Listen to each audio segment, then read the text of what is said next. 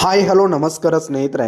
ಇಂದಿನ ಅನೇಕ ಮಾರುಕಟ್ಟೆಗಳಲ್ಲಿ ಈರುಳ್ಳಿಯ ಮಾರುಕಟ್ಟೆಯ ಬೆಲೆ ಯಾವ ರೀತಿಯಾಗಿದೆ ಅಂತಕ್ಕಂಥದ್ದನ್ನು ಈ ಒಂದು ವಿಡಿಯೋದಲ್ಲಿ ಸಂಪೂರ್ಣವಾಗಿ ನೋಡ್ಕೊಂಡು ಬರೋಣ ಸ್ನೇಹಿತರೆ.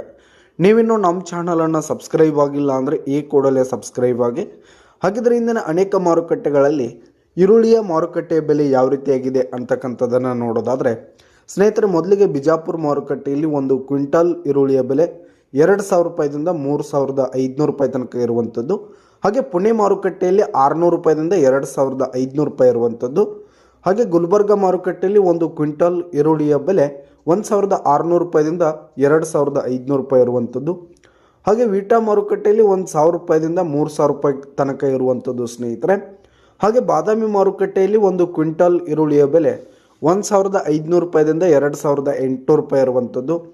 ಹಾಗೆ ಚಿತ್ರದುರ್ಗ ಮಾರುಕಟ್ಟೆಯಲ್ಲಿ 1,400 ರೂಪಾಯಿದಿಂದ 3,000 ರೂಪಾಯಿ ತನಕ ಇರುವಂಥದ್ದು. ಹಾಗೆ ಗಂಗಾವತಿ ಮಾರುಕಟ್ಟೆಯಲ್ಲಿ 1,500 ರೂಪಾಯಿದಿಂದ 2,300 ರೂಪಾಯಿ ತನಕ ಇರುವಂಥದ್ದು. ಹಾಗೆ ಸೊಲ್ಲಾಪುರ ಮಾರುಕಟ್ಟೆಯಲ್ಲಿ ಒಂದು ಕ್ವಿಂಟಲ್ ಈರುಳ್ಳಿಯ ಬೆಲೆ 1,000 ರೂಪಾಯಿದಿಂದ 3,000 ರೂಪಾಯಿ ತನಕ ಇರುವಂಥದ್ದು. ಹಾಗೆ ಅಕ್ಲೂಜ್ ಮಾರುಕಟ್ಟೆಯಲ್ಲಿ 500 ರೂಪಾಯಿದಿಂದ 3,200 ರೂಪಾಯಿ ತನಕ ಇರುವಂಥದ್ದು. ಹಾಗೆ ಪಾಲ್ಟನ್ ಮಾರುಕಟ್ಟೆಯಲ್ಲಿ ಒಂದು ಕ್ವಿಂಟಲ್ ಈರುಳ್ಳಿಯ ಬೆಲೆ 1,000 ರೂಪಾಯಿದಿಂದ 2,800 ರೂಪಾಯಿ ತನಕ ಇರುವಂಥದ್ದು. ಹಾಗೆ ಸಾಂಗ್ಲಿ ಮಾರುಕಟ್ಟೆಯಲ್ಲಿ 700 ರೂಪಾಯಿದಿಂದ 2,200 ರೂಪಾಯಿ ತನಕ ಇರುವಂಥದ್ದು. ಹಾಗೆ ಬೆಂಗಳೂರಿನ ಅನೇಕ ಮಾರುಕಟ್ಟೆಗಳಲ್ಲಿ 1,600 ರೂಪಾಯಿದಿಂದ 3,560 ರೂಪಾಯಿ ತನಕ ಇರುವಂಥದ್ದು.